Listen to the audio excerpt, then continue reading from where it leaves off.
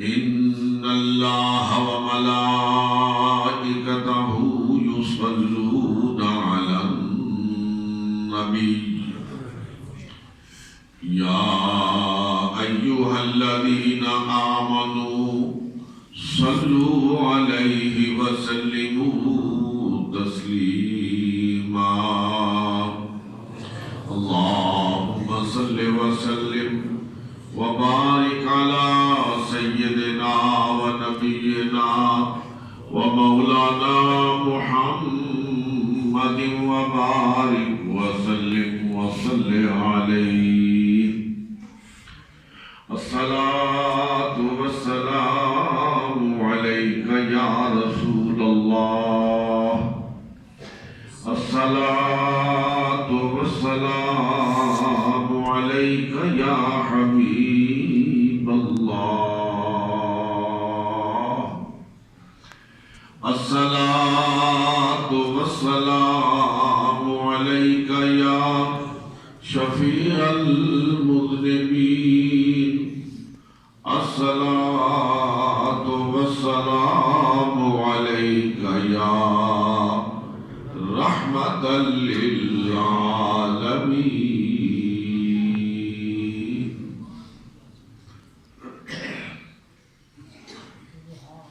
انتہائی قابل قدر سامعین محترم،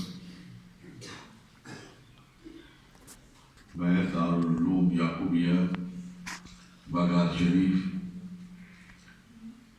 کے اساتذہ کرام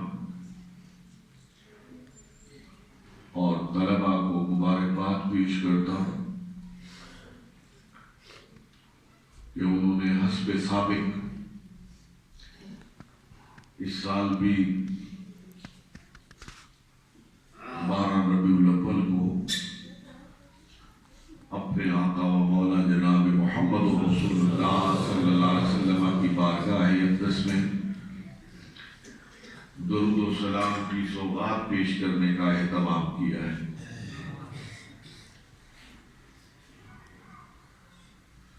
یہی خواہش تھی، یہی تڑپ تھی، یہی جذبہ تھا، یہی داعیہ تھا اس دارالعلوم کے قیام کا کہ یہاں ایسے بچے تعلیم و تربیت سے فارغ ہوں جو ہاتھوں میں ڈگریاں بھی اٹھائے ہوئے ہوں، لیکن اس کے ساتھ ساتھ جذبہ عشق رسول سے سرشار ہوں۔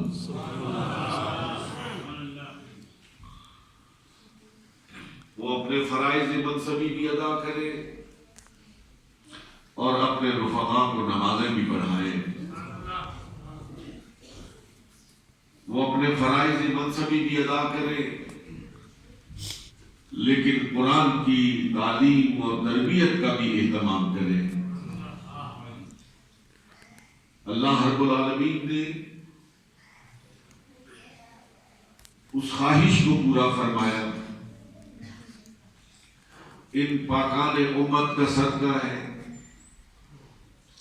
کہ آج دارالعلوم کے طلباء اردو میں، عربی میں، انگریزی میں اپنے معافی ضمیر کے اظہار پر پوری طرح قدرت رکھتے ہیں، اور اس کا جتنا بھی شکر ادا کیا جائے وہ کم ہے۔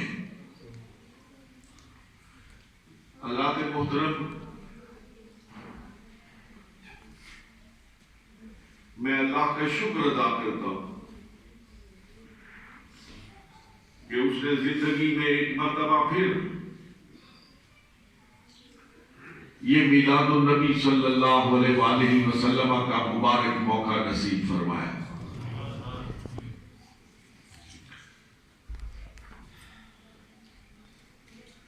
عزیزان گرامی، مرتبہ اس یوم سے بڑھ کر کوئی عظمت والا یوم نہیں ہو سکتا ہے۔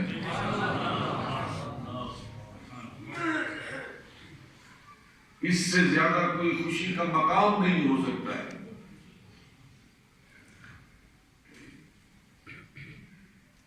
میں نے گزشتہ رات بھی کہا تھا کہ یہ صرف مسلمانوں کی خوشی کا دن نہیں ہے،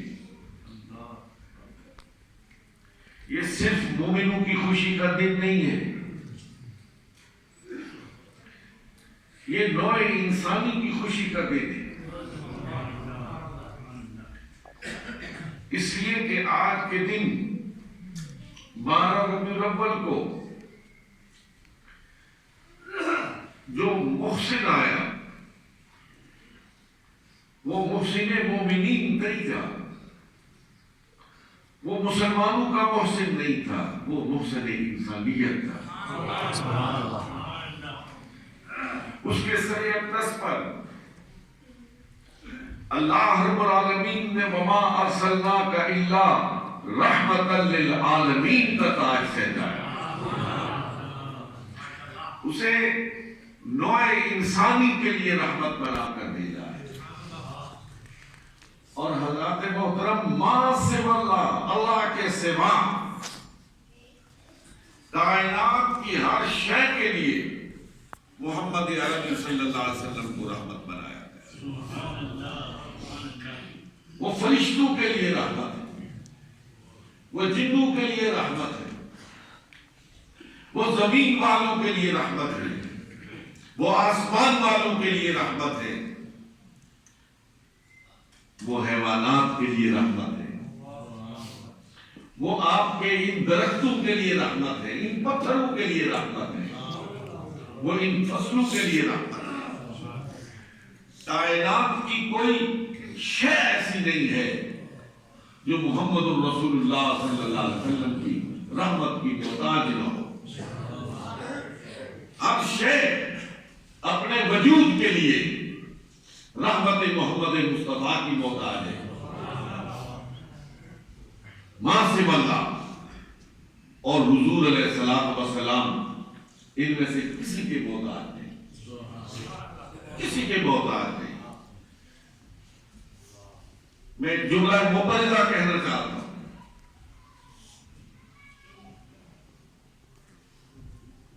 انسانی زندگی ہو یا حیوانی زندگی ہو، اس زندگی کی دوڑ کو قائم رکھنے کے لیے آکسیجن کا ہونا بہت ضروری ہے۔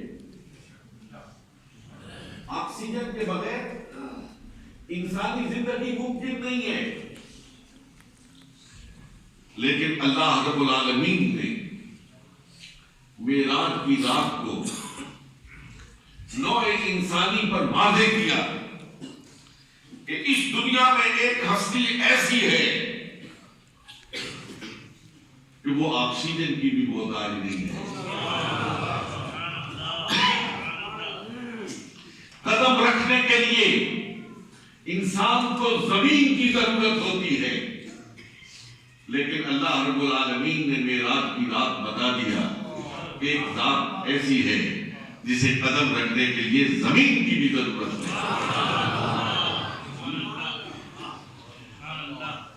مختصراً یہ کہنا چاہتا ہوں کہ ہر چیز اپنے وجود کے لیے وجود مصطفیٰ کی محتاج ہے، لیکن وجود مصطفیٰ ان میں سے کسی چیز کا محتاج نہیں ہے، ما سوا اللہ، اللہ کی ذات ہے۔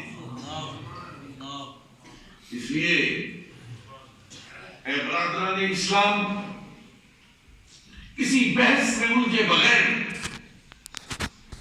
دائیں بائیں کی آوازوں پر کان دھرے بغیر، اپنے نبی محتشم محسن انسانیت صلی اللہ علیہ وسلم کی آمد پر جتنی خوشی منا سکتے ہو مناؤ۔ اور اب کی مرتبہ ہماری حکومت نے اس پورے ہفتے کو محمد الرسول اللہ صلی اللہ علیہ وسلم کی آمد کی خوشی کا ہفتہ قرار دیا ہے۔ اس لیے ہفتہ بھر اپنے آقا آقا کی بارگاہ میں درود و سلام پیش کرنے کے لیے اہتمام کرو، اپنی مسجدوں میں اہتمام کرو، اپنے گھروں میں اہتمام کرو، اپنی تعلیم گاہوں میں اہتمام کرو، صبح میلاد کرو، دوپہر میلاد کرو، شام کو میلاد کرو، گھر گھر سے صلی علی نبینا صلی علی محمد کی آواز گونج رہی ہے۔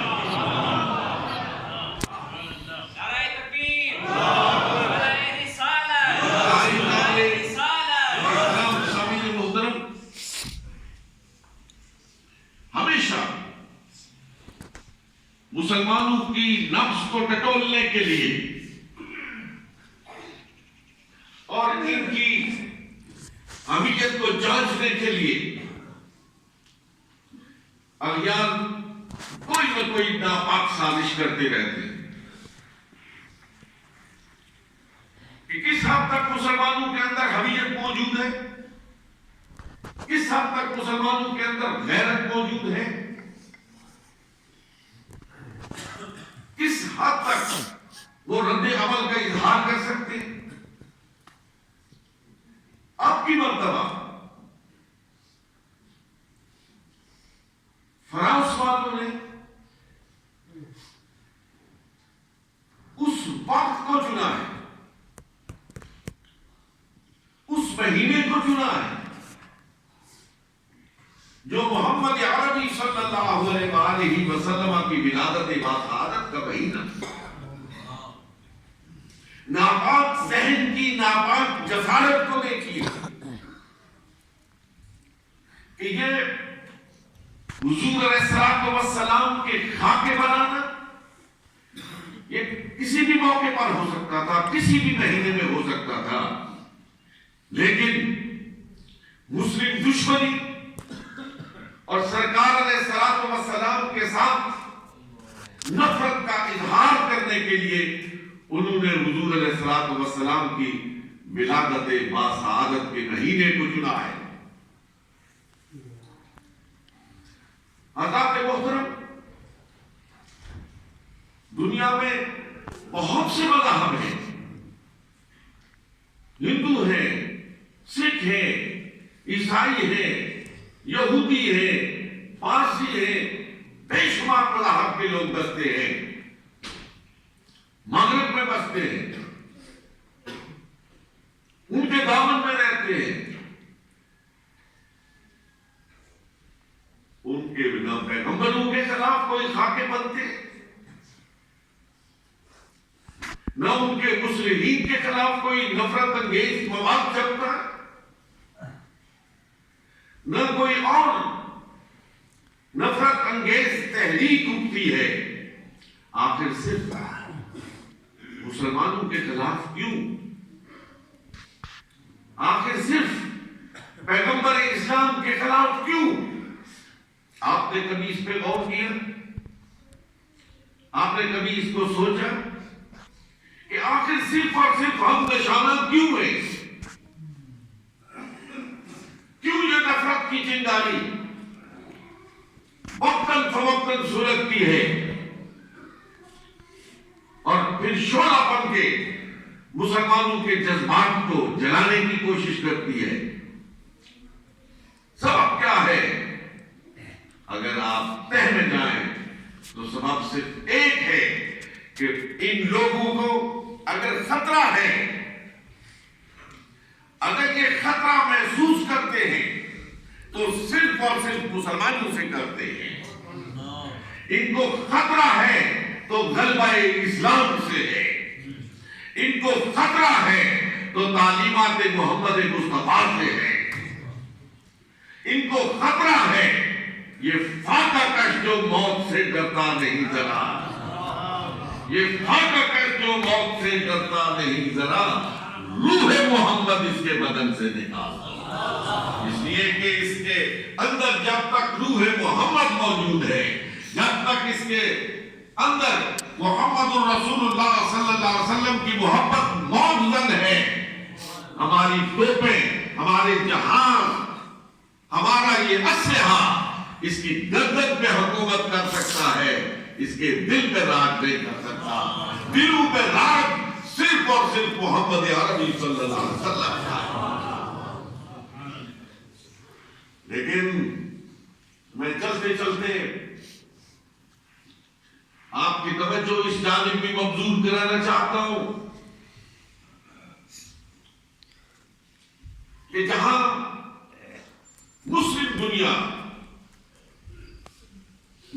دنیا کے محکوم وبان سرکار علیہ الصلوۃ والسلام کے ساتھ اپنی وابستگی کا کامل اظہار کرتے. میں ایک روز پہلے ٹیلی ویژن پر ایک کلپ دیکھ رہا تھا سوشل میڈیا پہ.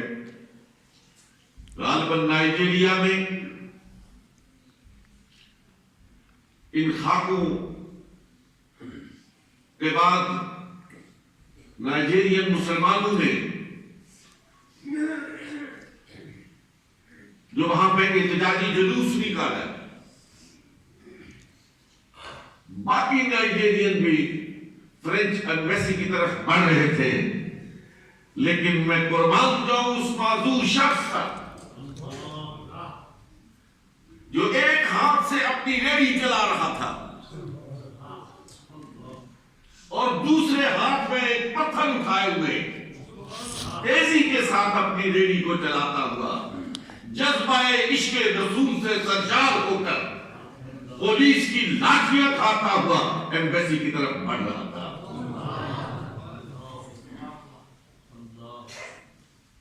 اس قسم کا جذبہ موجود ہے، ہر جگہ موجود ہے. جہاں کہیں مسلمان بستے ہیں اپنے نبی کے نام پر مر مٹنے کو تیار ہے. لیکن مجھے افسوس کے ساتھ کہنا پڑتا ہے، دل دردمند کے ساتھ کہنا پڑتا ہے کہ علی صاحب اس بات کو میڈیا میں جگہ دیجئے کہ صرف 2 ملکوں نے اب تک صرف 2 ملکوں نے، پاکستان نے اور ترکی نے اس پہ اپنے رد عمل کا اظہار کیا ہے اور مذمت کی ہے، بھرپور احتجاج کیا ہے. دونوں ملک اور دونوں ملک کے ذمہ داران اس کے لیے مبارکباد کے مستحق ہے. لیکن وہ باقی معمول اسلامی ملک کہاں ہیں؟ اس مصلحت کے تحت خاموش ہے. اس سے زیادہ اور کیا ہوگا جب ان کی غیرت جاگے گی. میرے انتہائی قابل احترام سامعین محترم، اگر رسول اللہ صلی اللہ علیہ وسلم پر گستاخانہ حملہ ہونے کے باوجود غیرت مسلم زندہ نہ ہو تو پھر یوں سمجھ لیجئے کہ ہر شخص کو اپنا دل ٹٹولنا چاہیے. اگر محبت رسول نہیں ہے تو ایمان نام کی کوئی شے باقی نہیں ہے. میرے انتہائی قابل احترام سامعین محترم، آج ضرورت ہے اس بات کی کہ جس شد و مد کے ساتھ رسول اللہ صلی اللہ علیہ وسلم کے خلاف سازشیں ہو رہی ہیں اور سرکار علیہ الصلوۃ والسلام کی شان اقدس میں گستاخیاں کی جا رہی ہے، اس سے کہیں زیادہ قوت کے ساتھ، اس سے کہیں زیادہ آہنگ کے ساتھ، اس سے کہیں زیادہ بلند آواز کے ساتھ اپنے آقا علیہ الصلوۃ والسلام کی شان کو بیان کیا جائے. گھر گھر سے شان مصطفیٰ ہو، مسجد کے ہر منبر اور محراب سے محمد عربی صلی اللہ علیہ وسلم کی شان کو بیان کیا جائے، دنیا والوں کو باور کرایا جائے کہ مسلمان کٹ سکتا ہے، مسلمان مر سکتا ہے، مسلمان تباہ ہو سکتا ہے، برباد ہو سکتا ہے، لیکن اپنے عشق رسول کا سودا نہیں کر سکتا۔ نعرہ تکبیر، نعرہ رسالت، نعرہ رسالت۔ ہم ہمیشہ اپنی عظمت رفتہ کی بات کرتے ہیں، ہم ہمیشہ اپنی شوکت پارینہ کی بات کرتے، لیکن برادران اسلام وہ عظمت رفتہ، وہ شوکت پارینہ وابستہ تھی محمد رسول کے ساتھ۔ ہمیشہ میں مولانا ہم سب اپنے باز کی زینت بناتے ہیں کہ مدینے کے گدا دیتے ہیں دنیا کے امام اکثر، بدل دیتے ہیں تقدیر محمد کے غلام اکثر، کہتے ہیں نا۔ لیکن میں پوچھنا چاہتا ہوں کہ وہ جو مدینے کے گدا تھے ان کے پاس اسلحہ زیادہ تھا، اور یار ان کے پاس تو ٹوٹے ہوئے دیتے تھے، ان کے پاس تو کل تلواریں تھیں، وہ تو ایک ایک گھوڑے پر تین تین سوار ہوا کرتے تھے، ان کے پاس نہ تلوار تھی، نہ سواری تھی، نہ توپ تھی، نہ تفنگ تھی، لیکن جذبہ عشق رسول سے سرشار تھے۔ وہ اپنے نبی کے نام پر مر مٹنے کو تیار تھے۔ حضرت خباب بن الارت کا واقعہ میرے ذہن میں گردش کر رہا ہے، میں آپ کی نظر کرنا چاہتا ہوں۔ یہ مکے میں رہ گئے تھے، باقی لوگ ہجرت کر کے چلے گئے، یہ وہاں پہ چھپ چھپا کے وقت گزار رہے تھے، پکڑے گئے اور سزا تجویز ہوئی کہ ان کو پھانسی کے پھندے پر لٹکایا جائے۔ مکے میں ڈنڈورا پیٹا گیا کہ کل صبح سورج طلوع ہونے سے پہلے خباب کو فلاں درخت کے ساتھ پھانسی دی جائے گی۔ پورا مکہ امٹ آیا، اور روایت میں آتا ہے کہ خباب کو لے جایا جا رہا تھا، ان کی مشکیں کسی ہوئی تھی، ہاتھ پیچھے باندھے ہوئے تھے، لیکن سینہ تنا ہوا تھا۔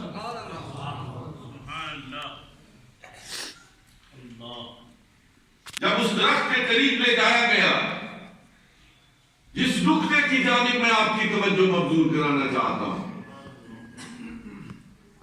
ایک مشرک نے، ایک کافر نے آگے بڑھ کے پوچھا کہ خباب، کیا تو یہ نہیں چاہتا کہ تیری جگہ محمد عربی ہوں اور تجھے چھوڑ دیا جائے؟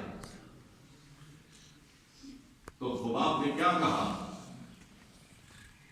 وہ جواب میرے لیے مشعل راہ ہے، وہ جواب آپ سب کے لیے مشعل راہ ہے، وہ دنیا کے سارے مسلمانوں کے لیے مشعل راہ ہے۔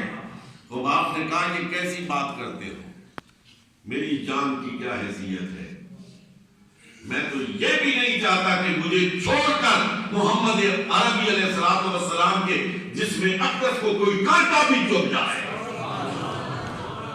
جب یہ کیفیت ہوتی ہے تو پتہ ہے صورتحال کیا تھی۔ خباب کو جب درخت کے ساتھ لٹکایا گیا نا، ذرا اس منظر کو تصور میں لاؤ، آگے پیچھے سارے مکے کے قریشی کھڑے تھے، انہوں نے دائیں دیکھا، بائیں دیکھا، آگے دیکھا، پیچھے دیکھا، کوئی غم گسار نہیں دیکھا، سارے مخالف کھڑے، سارے دشمن کھڑے، پھانسی کا پھندا گلے میں ہے، منہ مدینے کی طرف کر دیا، منہ مدینے کی طرف کر کے کہا الصلاۃ والسلام علیک یا رسول اللہ۔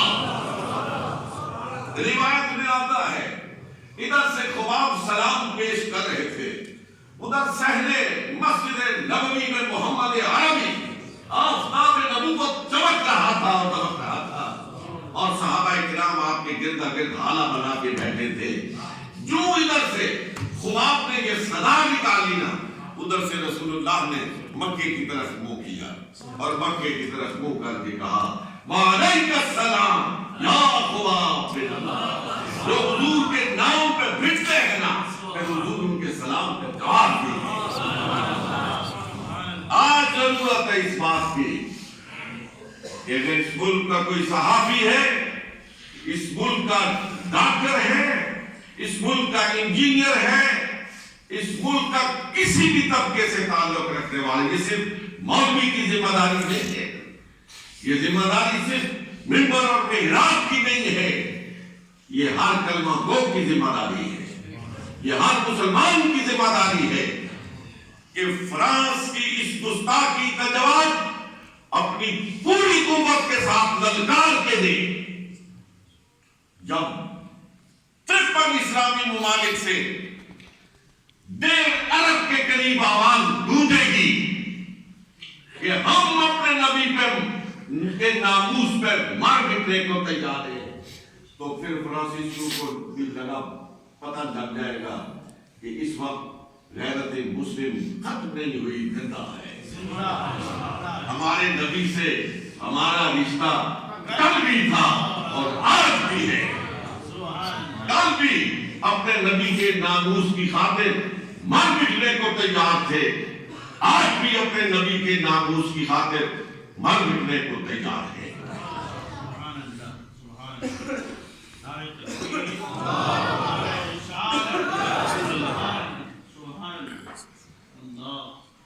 انتہائی قابل احترام سامعین محترم، میں اور آپ خوش قسمت انسان ہیں، یہ اللہ رب العالمین کی عطا ہے، اس میں نہ میرا کمال ہے نہ آپ کا کمال ہے کہ ہمیں اللہ رب العالمین نے محمد عربی صلی اللہ علیہ وسلم کی امت ہونے کا اعزاز بخشا ہے، آپ کا امتی بنایا ہے۔ میرے قابل قدر سامعین محترم، نبیوں کی تعلیمات ان کے برحق ہونے کے باوجود اس وقت دنیا میں موجود نہیں ہیں۔ نبیوں کے ماننے والے اس کے یہ دعویٰ ہی نہیں رکھتے ہیں کہ ہمارے نبی کی تمام تر تعلیمات محفوظ ہے اور موجود ہے، لیکن آپ کا قرآن بھی موجود ہے اور تعلیمات محمد مصطفیٰ بھی موجود ہے۔ کس قدر خوش نصیب ہے یہ امت کہ 1500 سال پہلے نازل ہونے والی کتاب مبین کا ایک ایک لفظ، ایک ایک حرف ہمارے پاس محفوظ ہے اور موجود ہے، اور ہم میں سے عالم ہو یا جاہل ہو، ہر شخص ڈنکے کی چوٹ پہ کھڑا ہو کے کہہ سکتا ہے کہ یہ جو میں نے قرآن ہاتھ میں اٹھایا ہوا ہے یہ وہی قرآن ہے جو محمد عربی کے قلب اطہر پر نازل ہوا ہے۔ اور پھر یار 6 کتابیں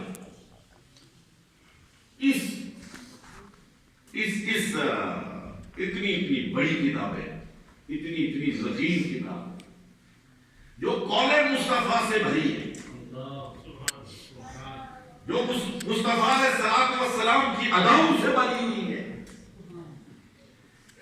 اور ان کی ایتھینٹسٹی، میں لمبی بات نہیں کرتا ہوں، باقی نہیں، میں صرف ایک نقطہ اپنے پڑھے لکھے نوجوانوں کی خدمت میں عرض کرنا چاہتا ہوں کہ وہ ویسے جمع نہیں ہو گئے ہیں، ان کو جمع کرنے والوں نے 1.5 لاکھ انسانوں کی زندگیوں کو کھنگالا ہے۔ علم الجرح والتعدیل کی مسلمانوں نے بنیاد رکھی ہے کہ وہ لوگ جنہوں نے رسول اللہ صلی اللہ علیہ وسلم کی زندگی کو بیان کیا، ان کی زندگیوں کو کھوجا، ان کی زندگیوں کو پرکھا ہے، ان کی زندگی کے ایک ایک باب کو کھنگالا ہے کہ کل کوئی یہ نہ کہہ سکے کہ جس نے محمد رسول اللہ کی زندگی کو بیان کیا ہے وہ تو خود اس زندگی کا مالک تھا۔ اس کے بعد محمد الرسول اللہ صلی اللہ علیہ وسلم کی کتاب زندگی کو ان سیاہ ستہ حدیث طیبہ کی 6 بڑی کتابوں میں محفوظ کیا گیا ہے۔ آپ کے پاس قرآن موجود ہے، آپ کے پاس محمد الرسول اللہ صلی اللہ علیہ وسلم کی سیرت طیبہ موجود ہے۔ یار مجھے بتاؤ کوئی اس صفحہ ہستی پر ایسا شخص ہے کہ وہ اٹھتا تھا تو کیسے تھا، وہ بیٹھتا تھا تو کس طرح بیٹھتا تھا، وہ سوتا تھا تو کس طرح سوتا تھا، وہ جاگتا تھا تو کیسے جاگتا تھا، وہ مسجد میں جاتا تھا تو پہلے کون سا پاؤں ڈالتا تھا، بعد میں کون سا ڈالتا تھا، جب وہ وضو کرتا تھا تو کیسے وضو کا آغاز ہوتا تھا، کیسے وضو کا اختتام ہوتا تھا، کیسے کھانا کھاتا تھا، کس ہاتھ سے کھانا کھاتا تھا۔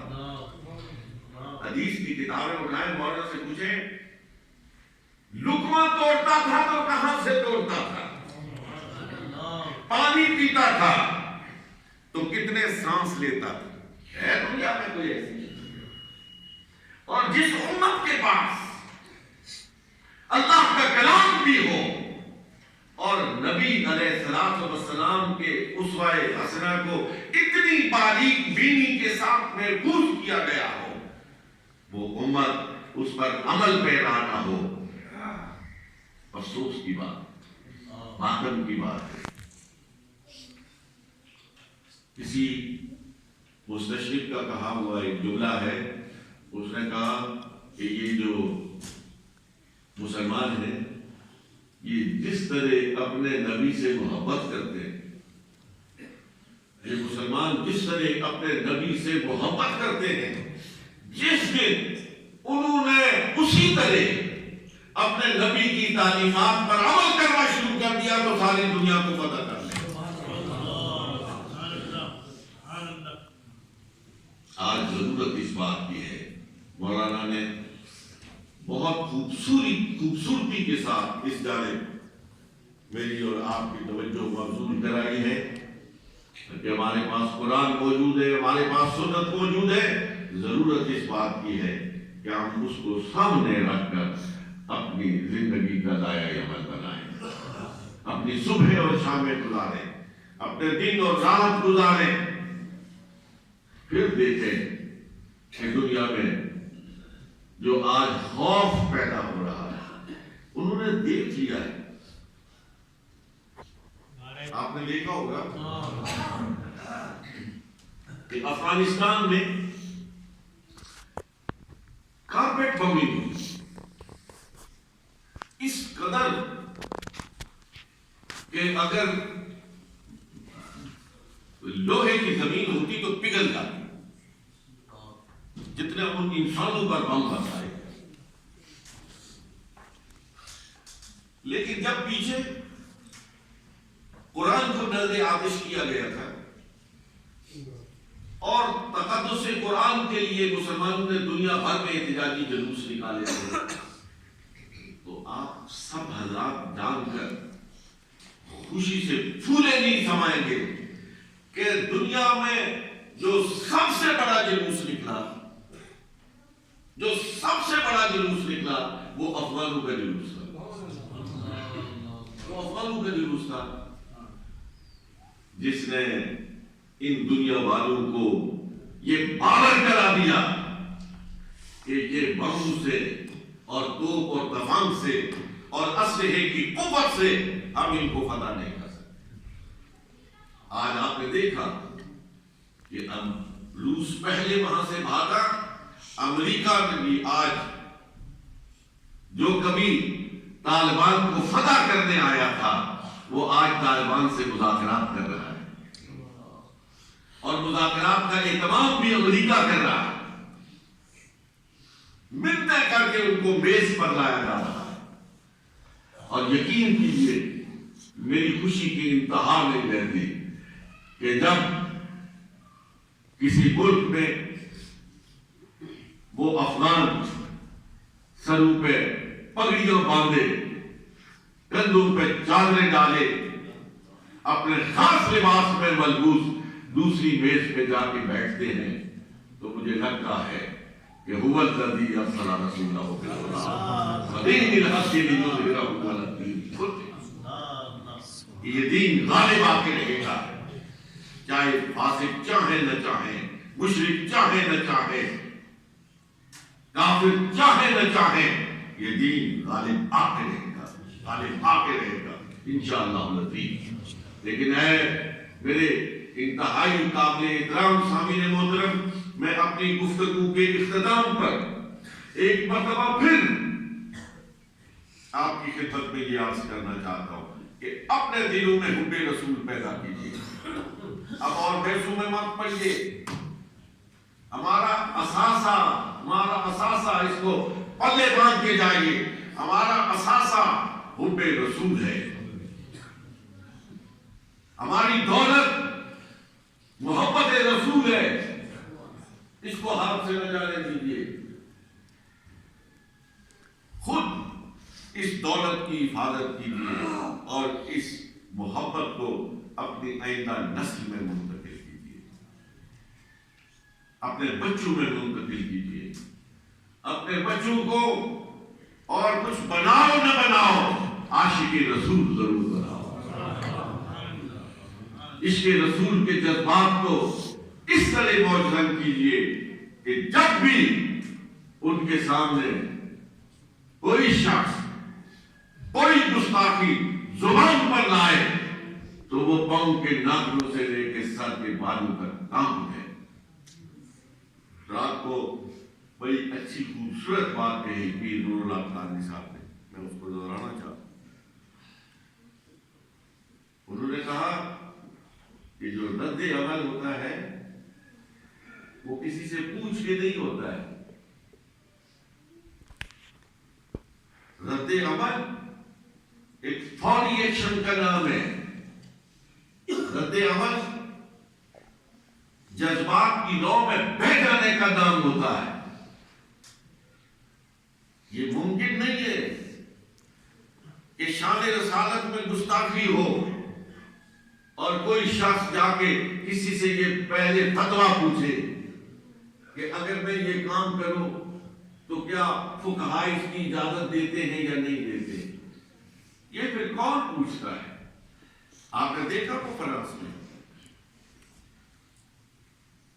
کہ کل کی بات ہے کہ ایک نوجوان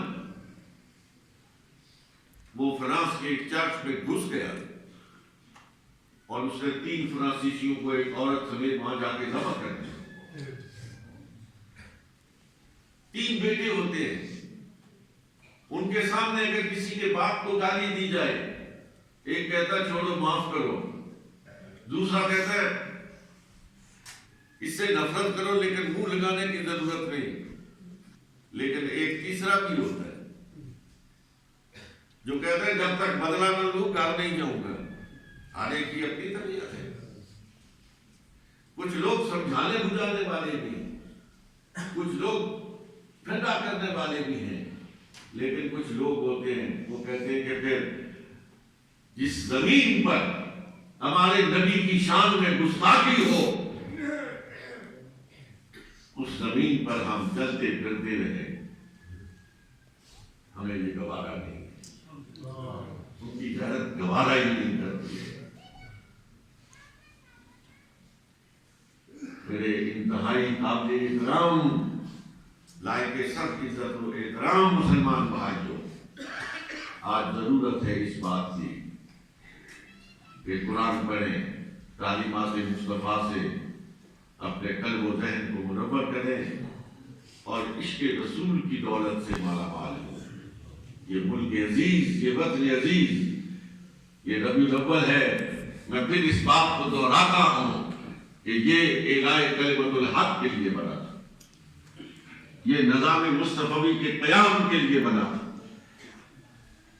اللہ رب العالمین مجھے، آپ کو، حاکم کو، محکوم کو، سب کو یہ توفیق مرحمت ہو کہ ہم یہاں اپنا کیا ہوا وعدہ پورا کر سکے اور یہاں اقدار اسلامیہ کا بول بالا.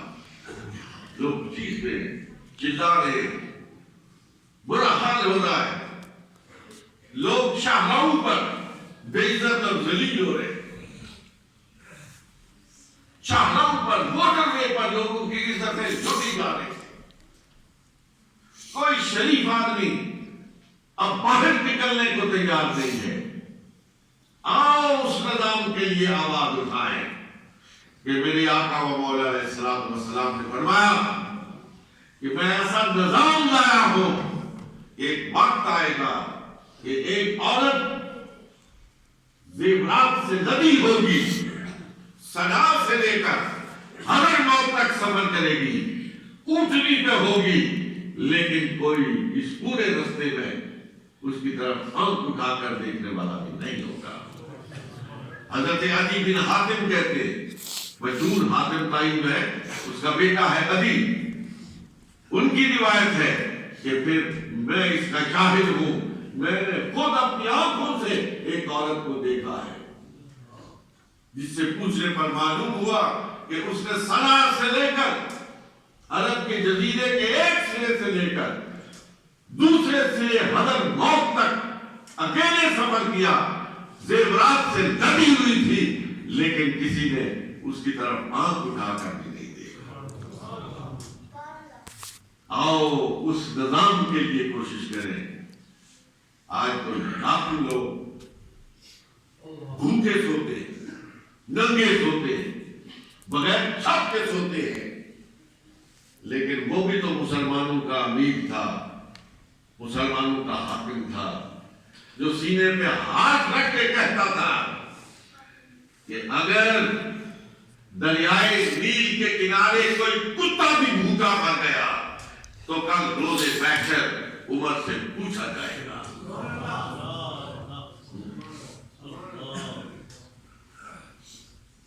آج کسی کو کسی کی خبر نہیں، لیکن میں آپ کی توجہ صرف ایک جملے میں ایک واقعے کی طرف مبذول کرانا چاہتا ہوں. حضرت عمر مدینہ طیبہ کی گلی میں جا رہے تھے، ایک ذمی بوڑھا ذمی، وہ اپنے اوپر ایک آٹے کی بولی یا اس وقت کے مطابق جو بھی چیز تھی وہ لاد کے جا رہا تھا، چلا نہیں جا رہا تھا. اللہ اکبر. آپ نے اس کو کہا ٹھہرو، یہ اتارا تو حضرت عمر نے وہ خود اٹھا لیا. جب تک اس میں جان رہی تم اس سے خدمت لیتے رہے، اب یہ بوڑھا ہو گیا ہے تمہیں اس کا کوئی خیال نہیں. وہ بوری لے کے اس کے گھر تک پہنچائی اور اس دن سے بوڑھے ذمیوں کا وظیفہ مقرر کر دیا. آپ کو پتہ ہے بچے کے رونے کی آواز آئی تو حضرت عمر رضی اللہ تعالی عنہ نے، اس کو کہتے ہیں ویلفیئر اسٹیٹ، حضرت عمر رضی اللہ تعالی عنہ نے اس دن سے، جس دن ایک چھوٹے بچے، معصوم بچے کے رونے کی آواز آئی، جو بچہ پیدا ہو اسی روز سے اس کا وظیفہ مقرر کر دیا. میرے انتہائی قابل احترام سامعین محترم، یہ جو علماء، صلحاء، اتقیاء، یہ دل دردمند رکھنے والے، یہ جو اسلام کے ساتھ وابستہ لوگ ہیں، یہ جب کہتے ہیں نظام مصطفیٰ نظام مصطفیٰ نظام مصطفیٰ، تو وہ صرف اسی لیے کہتے ہیں کہ اس ملک میں انصاف ہو، عدل و انصاف کا بول بالا ہو، یہاں کوئی کسی کا حق نہ کھائے، کسی پر ظلم نہ کرے، اس ملک میں ہر شخص کو جینے کا حق ہو، ہر شخص کو کھانے کے لیے روٹی ملے، ہر شخص کو پہننے کے لیے کپڑا ملے، ہر شخص کو سونے کے لیے چھت ملے. یہ ہے محمد عربی صلی اللہ علیہ وسلم کا لایا ہوا نظام مصطفیٰ. آج اگر دنیا پہ غلبہ چاہتے ہو، آج اگر دنیا میں اپنا ڈنکا بجانا چاہتے ہو، پھر سے عظمت رفتہ اور شوکت پارینہ کو آواز دینا چاہتے ہو، تو آؤ اس نظام کی طرف پیش رفت کریں جو نظام محمد عربی صلی اللہ علیہ وسلم سے آئے. وآخر دعوانا الحمد